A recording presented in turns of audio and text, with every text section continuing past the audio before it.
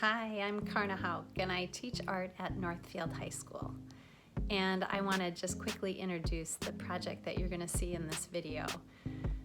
My 14 drawing and painting 2 students had a wonderful opportunity to learn some skills around portraiture, portrait painting, not only painting, but drawing portraits of people.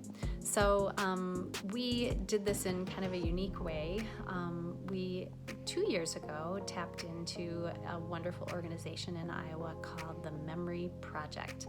And they are an organization that works with schools all over the world to try to make connections between young people. So as an upper level advanced drawing and painting class, we were good candidates for this project because they encourage students around the world, but especially in the United States, to paint portraits of kids from other parts of the world. So this is a way for students to get to know each other, to get to know each other's cultures, and to make connections. Also skill-wise, it's a great opportunity for students to just get better at mixing color, learning color theory, having the opportunity to practice painting in such a way where you are working really hard to find detail and do some really great observational work. So my students had this wonderful opportunity to work with some students in Afghanistan. We were sent portraits of these students through the Memory Project, and we had this chance to paint them. And in the end, we are gifting these paintings to the students themselves. The Memory Project will deliver them, and we're literally sending them off to Afghanistan this month. And these schools that we've worked with, both in Pakistan and in Afghanistan, are both Malala sponsored schools. So we also had the opportunity to learn about Malala and her quest to bring education or secure education in that part of the world in particular, especially for girls, but certainly for all children. So she's absolutely a voice for education in the world, and so we had the opportunity to think about how she's been using her voice and to consider how we might want to stand up for something we believe in as well. It was a great theme to focus on in this year of all the social inequity that has kind of come to the surface, and so it was a good opportunity for us to become just a little bit more aware and raise our level of awareness around social justice and what's happening in the world. So I hope you enjoy. This is basically showing my demonstration of creating a portrait of Yasser, the student that I had the opportunity to paint. So I go through the whole process using time-lapse. This was my way of demonstrating how to paint a portrait during a pandemic. It's an opportunity for them to then have a great example to watch and observe in order to feel more comfortable getting started on their own during their independent distance learning at home. I hope you enjoy.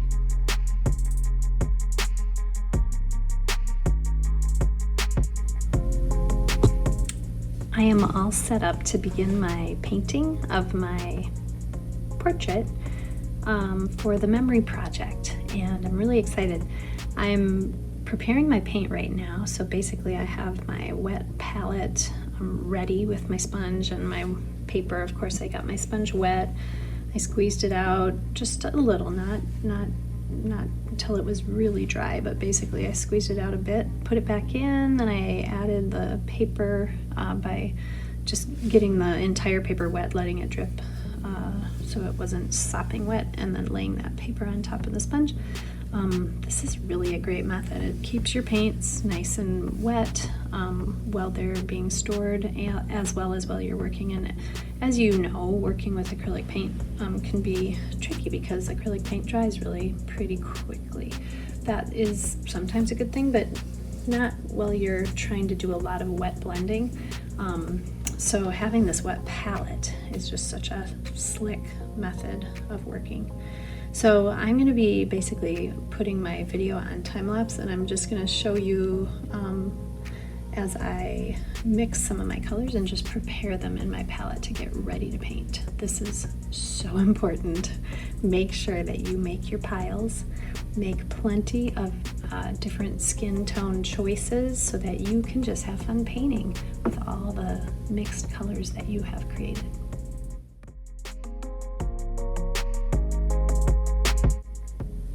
Okay, so I'm taking a break in mixing my palette because I realized that it's really important to share with you some information about how to neutralize color. And I'm just going to remind you of something that you learned when you were in Art Foundation with either me or Mr. Holmquist, or you might have had Mrs. Norrie even for Art Foundation. But I wanted to just show you this to remind you that, you know, when we neutralize color, we tend to mix two complements together.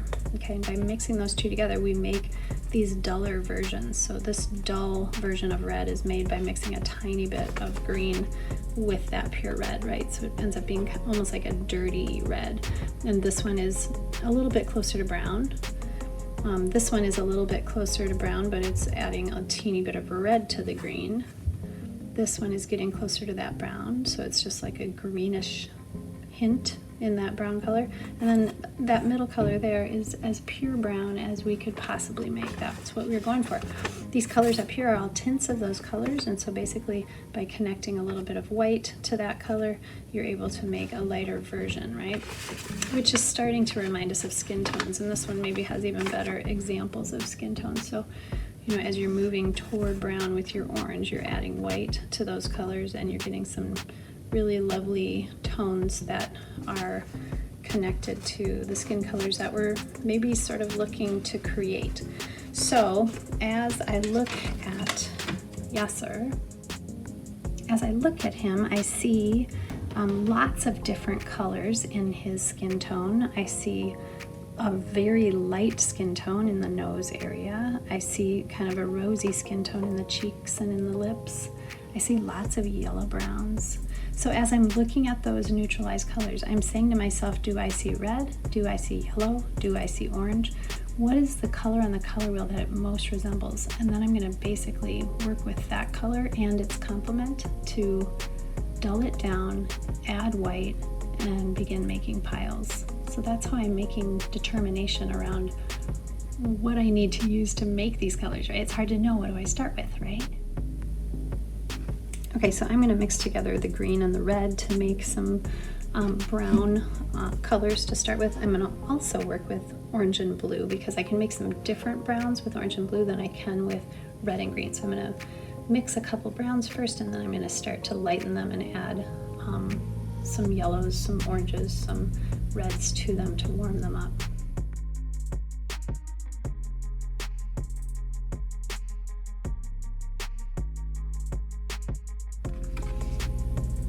I have to stop and just show you that I'm trying to make a brown with my green and red, and do you see how it's turning out kind of greenish?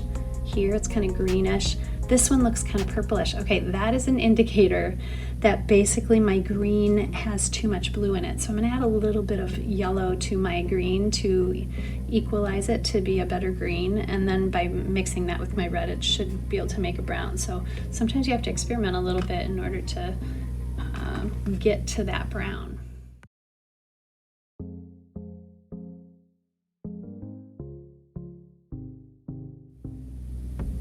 Okay, so it's taking me a while to make this brown. You can see that it was kind of purple. I went into that sort of ashen brown that would make him look kind of dead. So I need to get it warmer. So what am I doing? I'm adding yellow, but now it's starting to turn a little bit green. So it's kind of interesting. This is the challenge when you get to browns. Like, now that it's turning green, I know that it needs red. If it looks purple, I know it needs yellow, right? So now it needs some red. I'm gonna be able to get to that real warm brown tone. That is what I'm looking for. So I'm just gonna keep trying until I get this.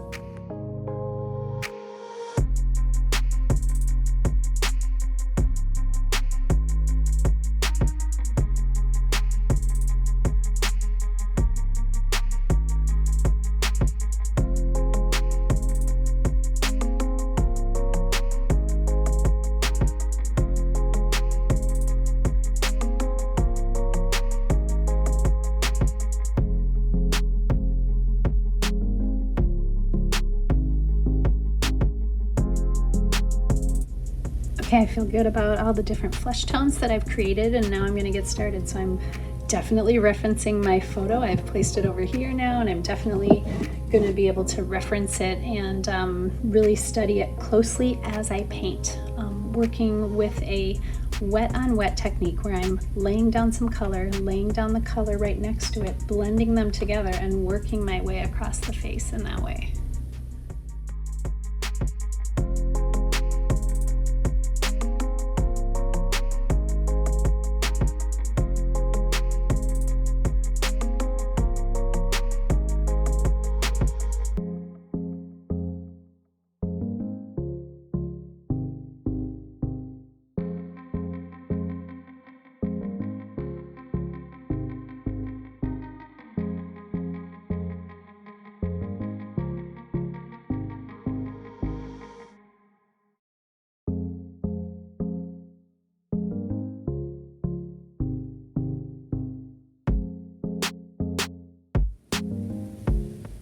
So I just took some time to figure out how the lips should look. And these areas are so deceiving because we think of them as being red lips, right? We call them red lips or pink lips. I definitely added some pink to the color, but it is pretty much a skin color with just a little bit of a rosy feel. I also want you to notice that the bottom lip is going to be a little brighter. It's going to catch the light from above than the top lip. And I probably could emphasize this even more, but here I'll show you the image again. So this is Yasser, and you can see his lips, you can see the lower lip and the upper lip, and how there's a pretty strong line in between the two lips, a pretty deep, dark line that's not, a really distinct line. It's kind of a fuzzy line, right? Because it's a gradual change from that color to the dark shadow that the mouth creates. You can also see, the line, along his cheek. That's just a subtle kind of medium brown or so. What I did to create that line on the right side is I just watered down that same color I used for in between the lips, just so that it would be a little bit lighter and more subtle. And you can see what I came up with. It's not finished, but I'm just working on that area.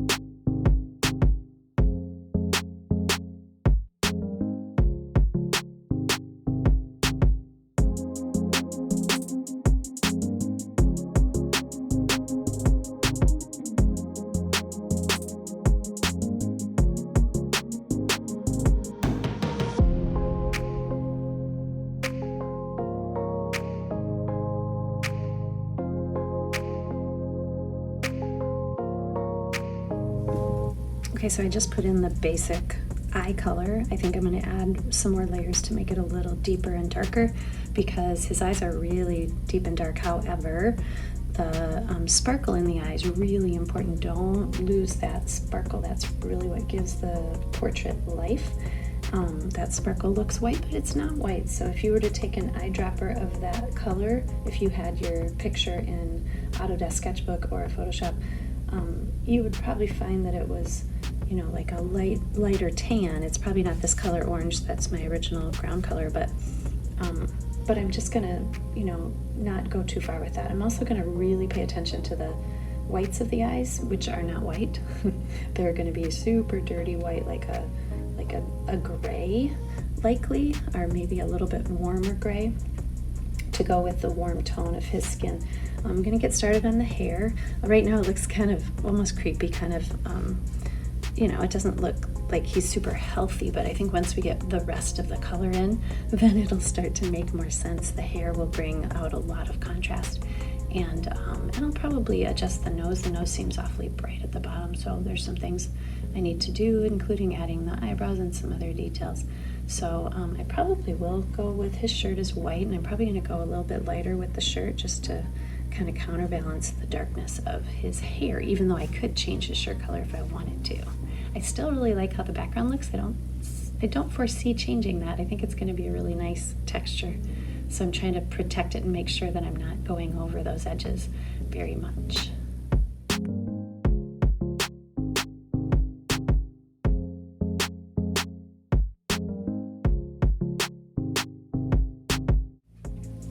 The eyebrows are really challenging. I've decided to go with a dry brush approach because they're just not solid. They're just really wispy, and there's a lot of skin showing through, so there's just, it's not very even. So I made sort of a nice layer of skin color underneath just to kind of create a little bit of darkness, and now I'm using the hair color, which I'll be diving into the hair really soon, to create the eyebrows just with a very, very dry brush where I'm wiping off the brush, so I'll show you that.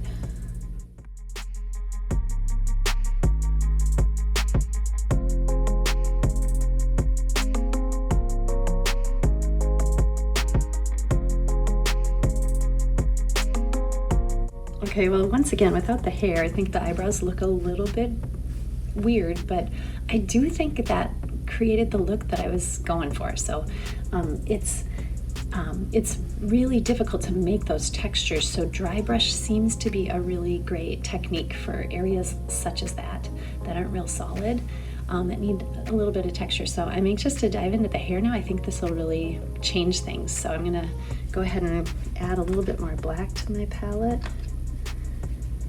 And I'll probably be mixing some more brown and creating some of those hues. Just to show you real quick, when you look at Yasser, you can actually see a little bit of blue in his hair. Do you see that? It's just the lighting that's reflecting, but you can see a little bit of blue. So there's a lot more, color in his hair than I might have noticed at first. There's a light part over here, and there's a lot of shine. So even though he has really dark hair, I still see a lot of variation.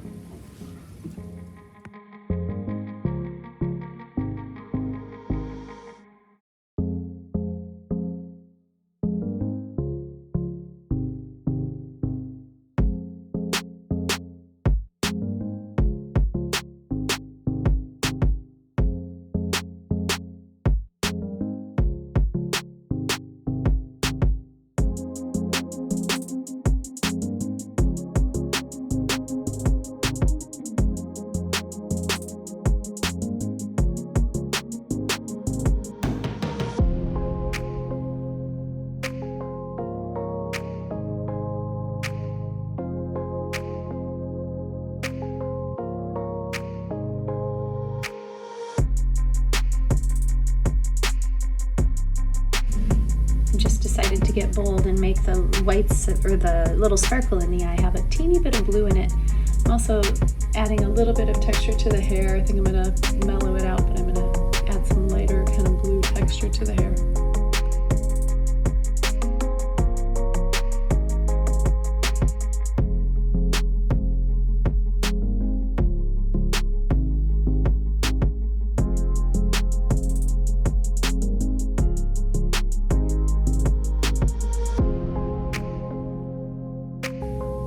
That was so much fun.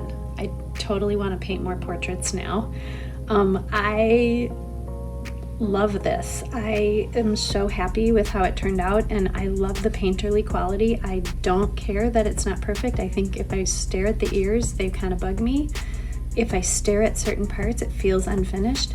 But you know, a painting in a way is never finished, right? It always can be more refined, and that can drive you crazy. So it's just so important to try to create some boundaries and say, okay, I think this is good enough. I'm happy with it. It has a resemblance.